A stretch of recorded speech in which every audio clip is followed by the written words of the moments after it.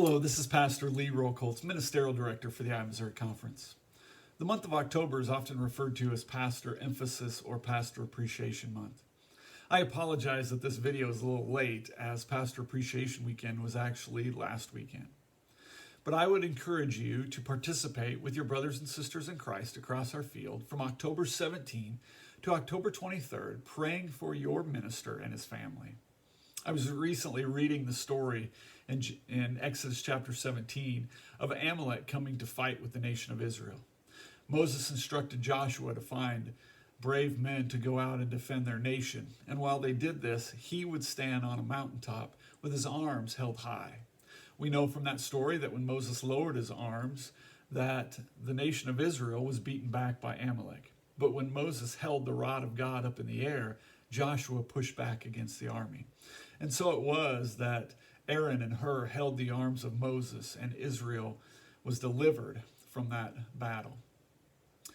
But as I think of that story, I think of our pastors and their families. Any good pastor would tell you that the health of a congregation and the success of a congregation is not just dependent on him, but the working together of other church leaders and the whole congregation.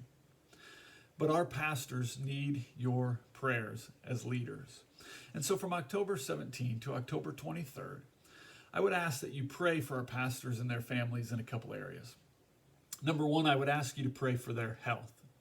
I would ask that you pray for their spiritual health and well-being, their mental health, and their physical health. The devil, no doubt, wants to attack and destroy our pastors' families. He wants to do everything he can to hurt our leaders because he wants the Seventh-day Adventist Church to fall. But it's through the power of prayer that pastors and their families can gain strength and courage to continue to fight and battle against the devil as they work with you. Secondly, I would ask that you pray that your pastor would have godly wisdom. I think of Proverbs chapter 14, verse 12, that says, "There is a way that seems right to a man, but the end is death."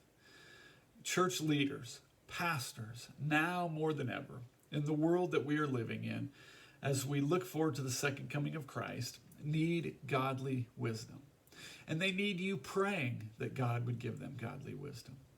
So I encourage you and invite you from October 17th through October 23rd to be praying for your pastor, his family, and all the pastors of the I-Missouri Conference.